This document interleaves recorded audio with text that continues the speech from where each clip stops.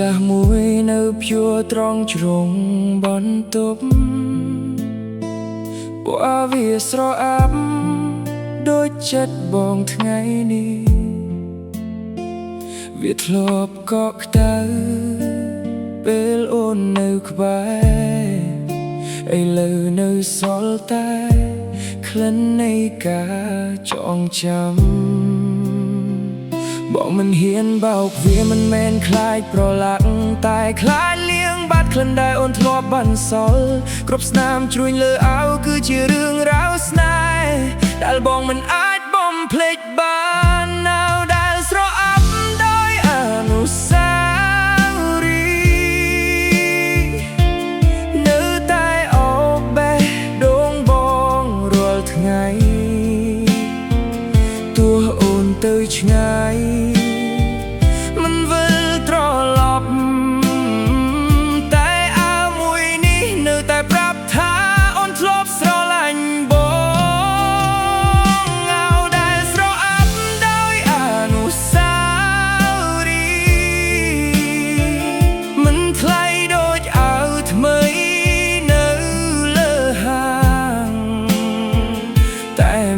តំលៃជាងអ្វីទាំងអស់ព្រោះវាផ្ទុកស្នាមស្នេហ៍ដែលមិនអាចទិញបា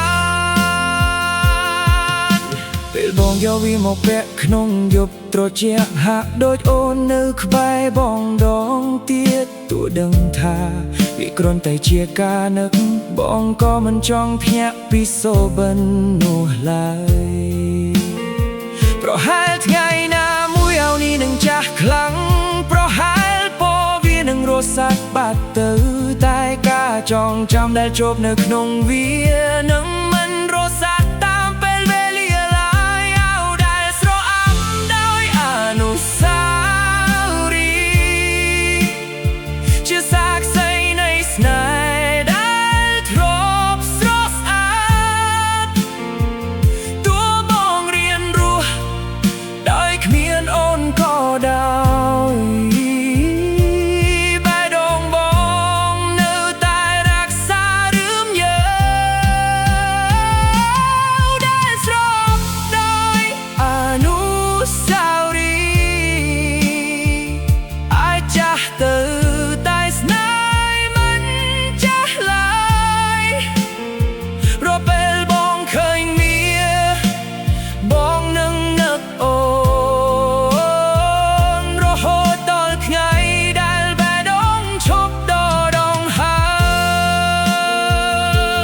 ចាស់មួយ